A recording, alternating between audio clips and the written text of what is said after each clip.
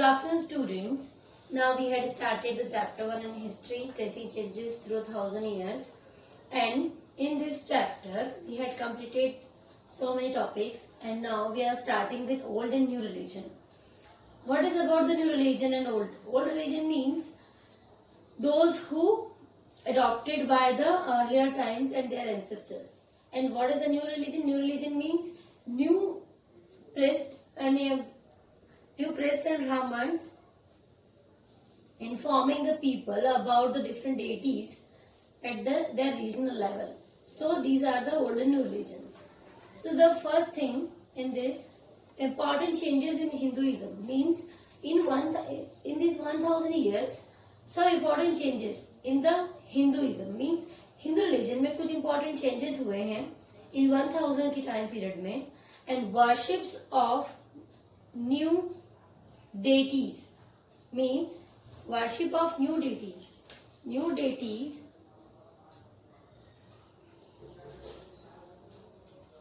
more rigid caste system. अब new deities क्या है और rigid caste system क्या हो गया है? We had already discussed in the 6th class means that time the caste system is first the upper caste is Brahmins, then Kshatriya, then Vaishya and last Shudras. So these are the 4 category of the caste system at that time, and this caste system based on their work and occupation. We had already discussed about this in previous video. So जो पुराने चले आ रहे हैं work उनके cast के according नहीं, cast के according work नहीं होता था, उनके वर्क के अकॉर्डिंग कास्ट सिस्टम होता था. फॉर एग्जाम्पल अगर कोई ब्राह्मण फैमिली है और उसमें कोई मेल चाइल्ड है, तो अगर वो बहुत अच्छा नहीं है रीडिंग राइटिंग या स्टडीज में, तो और उसकी हेल्थ पर्सनालिटी अच्छी है और तो वो अगर वॉरियर बन जाता है या वो बहुत अच्छा सोल्जर है, तो वो फिर ब्राह्मण नहीं कहलाएगा, वो क्या बन जाएगा, क्षत्रिय. और अगर कोई क्षत्रिय है वो बिजनेस बहुत अच्छा करता है, तो वो वैश्य या कुछ और, इट मीन्स वो वर्क के अकॉर्डिंग जो है वो कास्ट सिस्टम होता था और उसी के अकॉर्डिंग न्यू डेटीज जो है वो फॉर्म होते थे, क्योंकि वो जब न्यू कास्ट में चले जाएंगे तो उनके रिचुअल्स बदल जाएंगे. उसी समय in these 1000 years construction of temples by royalty and growing importance of Brahmins means जितने भी न्यू टेम्पल्स कंस्ट्रक्ट होते थे सारा एडवाइजरी होती थी ब्राह्मण्स की, साथ साथ में ब्राह्मण्स की इंपॉर्टेंस वैसे ही हायर अपर कास्ट में होती थी और उनकी रॉयल्टी बढ़ जाया करती थी for this work. Means Brahmins के बगैर कोई भी रिचुअल परफॉर्म करना न क्षत्रिय और किसी और कास्ट सिस्टम में पॉसिबल नहीं था. इसकी वजह से ब्राह्मण्स का जो ग्रुप था ये शुरुआत से ही और ज्यादा सोसाइटी में डोमिनेंट हो गया था. So their knowledge of Sanskrit, एक और ये बहुत बड़ा रीजन है, they have a knowledge of Sanskrit and a lot of respect and dominant position was consolidated by the support of their patrons. उसके बाद क्या हुआ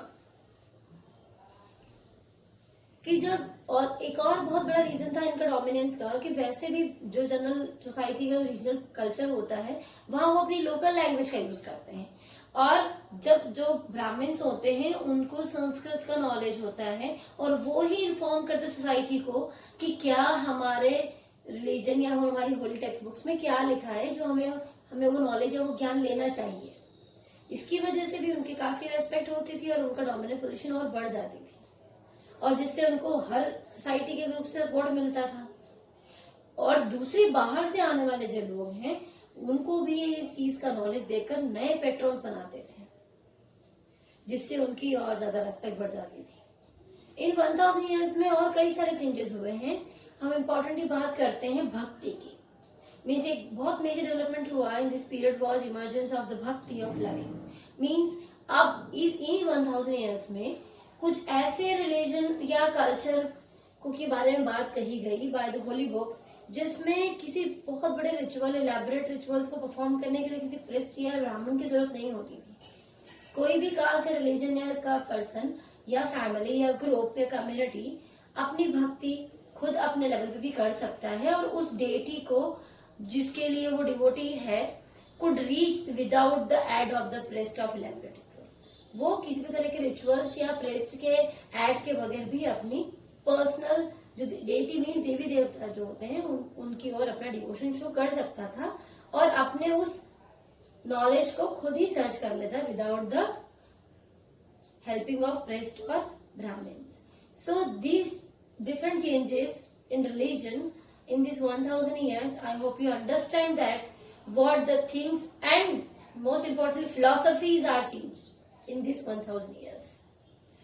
So I hope you understand. You can read it once again about this and form the questions also.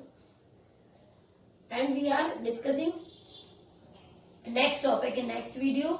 Thank you. Stay safe. Students, okay, we have started the chapter 1, history tracing changes through 1000 years. In this chapter we had completed 5 to 6 topics, and here is the topic old and new religion. In this topic we have already discussed different ways in these 1000 years. Now we are discussing here new religions appeared in this subcontinent. So first of all we are discussing about the Hinduism and Kshatriya and Brahmins ancestry and their policies, philosophy, rituals, culture. And here one important thing you can remember that India is in the earlier time, from the earlier time India is basically the Manchester of business trading. So that's why this new and old religion are coming from different parts of the world. So new religion appeared in the subcontinent. Merchants and migrants brought the teachings of the Holy Quran, which Muslims regards as their holy book. Means नए religion India में आने का एक बहुत बड़ा reason है, वो है डिफरेंट माइग्रेंट जो दूसरी कंट्रीज से आए हैं और मर्चेंट्स जो कि अपने साथ अपने आप को सेटल करने के साथ साथ उनकी टीचिंग्स को बताने के लिए कुरान, जो जैसे हिंदूज में ब्राह्मण्स होते हैं जो संस्कृत के में डिफरेंट शास्त्रों को या होली बुक्स को स्पीक आउट करते हैं, वैसे ही कुरान जो है वो इस्लाम की होली बुक है जिसको मुस्लिम जो है वो फॉलो करते हैं और उनके टीचिंग्स को भी यहाँ पर लाया गया with this community. Many rulers were patrons of Islam. जैसे हिंदूज के पैट्रॉन्स होते हैं डिफरेंट एरियाज में, वैसे ही इस्लाम के पैट्रॉन्स रूलर्स के थ्रू बनाए गए. And the Ulema learn theologian means ये वो पर्सन या उस कम्युनिटी को हम कह सकते हैं जो कि इस तरह की थियोलॉजी लेकर आया है. लाइक हिंदूज, जैसे हिंदूज तो की होती ही है, साथ साथ में इस्लाम की भी है. Islam was interpreted in the variety of ways. अब इस्लाम को भी हम दो पार्ट में डिवाइड कर सकते हैं. जब प्रॉफेट मोहम्मद थे तब तक मुस्लिम्स की एक ही, क्योंकि वो ही उनके हेड लीडर्स हुआ करते थे और वही वर्ल्ड के जितने ही पार्ट जहां पर इस्लाम के फॉलोवर्स हैं, मुस्लिम्स हैं, उनको ही उनकी टीचिंग्स को ही फॉलो किया करते थे. बट जब प्रॉफेट मोहम्मद की डेथ हो गई उसके बाद सबसे बड़ा क्वेश्चन ये उठा कि अब मुस्लिम्स जो हैं वो किसकी लीडरशिप में काम करेंगे या किससे फॉलो करेंगे. तो कुछ लोगों ने कहा कि जो प्रॉफेट मोहम्मद के सन इन लॉ है अली, उन्हें इस लीडरशिप को गेन करना चाहिए, एक्सेप्ट करना चाहिए as a leader of Muslim community. तो जो लोग इस चीज को इस वे में जाना चाहते थे और अली को अपनी कम्युनिटी का हेड बनाना चाहते थे, उन्हें शियाज मुस्लिम कहा गया. और वो मुस्लिम कम्युनिटी जो कि ये मानती थी कि उनके सन इन लॉ को नहीं, प्रॉफेट मोहम्मद खलीफा से बिलोंग करते थे, उन्हीं की जो एंसेस्ट्री है या उन्हीं की जो हायरार्की है उसी चलना चाहिए, ऐसे मुस्लिम्स को कहा गया सुन्नीस. So Sunni Muslims who accepted the authority of early leaders, Khalifas of the community, the succeeding Khalifas. So also a difference between schools of law, Hanafi and Shafi mainly in India.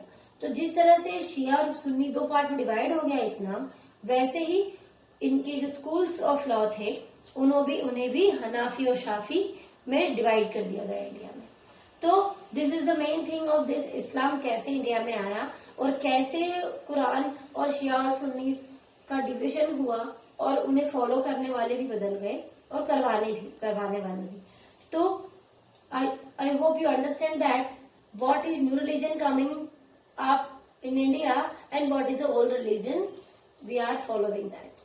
So you can read it once again and underline the different things, whatever you think about that, which things are important, like Shias and Sunnis and Prophet Muhammad, Khalifas, the Holy Book of Islam is Quran, and how they coming in the sub continent means Muslims कैसे India में आए, ये भी आपको एक important चीज है जो आपको अंडरलाइन करनी चाहिए. So thank you, stay safe. After students, now we are concluding and complete this chapter 1 history tracing changes through 1000 years with this last topic is thinking about time and historical periods. Now we are discussing and conclude this chapter with this topic. First thing, say that the changes in social, political and economic order means हमने देखे इन 1000 सालों में 1000 years में so many changes in the field of social, political and economic order. So many rituals, culture, caste, religion. So these changes are a very large span of time studied by dividing the time into large segments called periods. अब अगर हम इन 1000 years को में जो भी changes आए हैं किसी भी फील्ड में, उसको अगर सेम एस्पेक्ट के बेसिस पर डिवाइड करें, शेयर करें, तो उसको हम क्या कहेंगे, उस चीज को, उन सेगमेंट्स को पीरियड्स में डिवाइड कर सकते हैं. That shared same characteristics British historians, और इसी के बेसिस पर ब्रिटिशर्स के जो हिस्टोरियंस थे उन्होंने इंडियन हिस्ट्री को 3 पार्ट्स में डिवाइड किया. According to them Hindu, Muslims and British.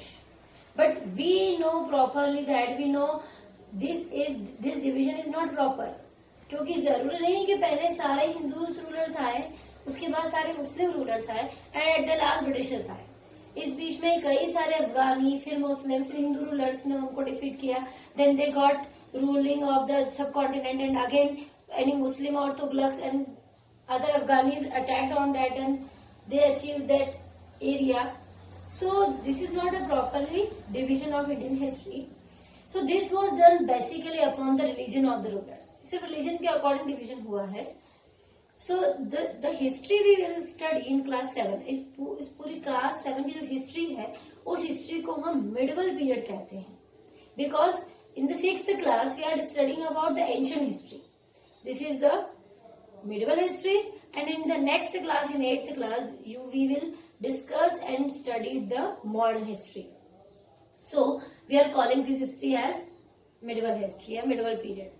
It is contrasted by modern period. Modernity carries with it a sense of material progress and intellectual advancements.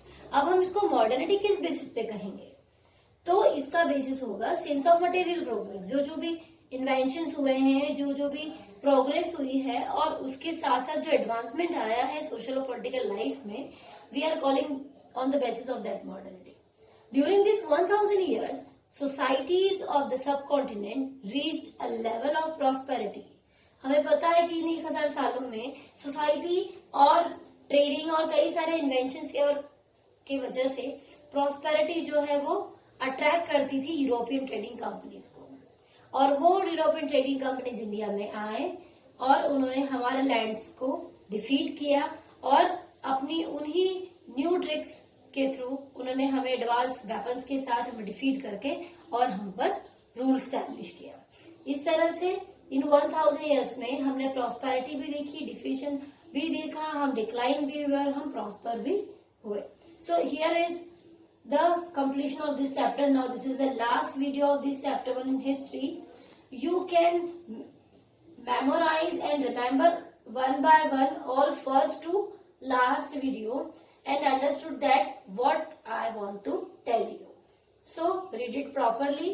This is the most important question. Write the division of Indian history by the historian, British historian. So here is your answer. So you can form the different questions of these paragraphs and points, and also find the answers also. This is your homework. I hope you understand that. Thank you. Stay safe.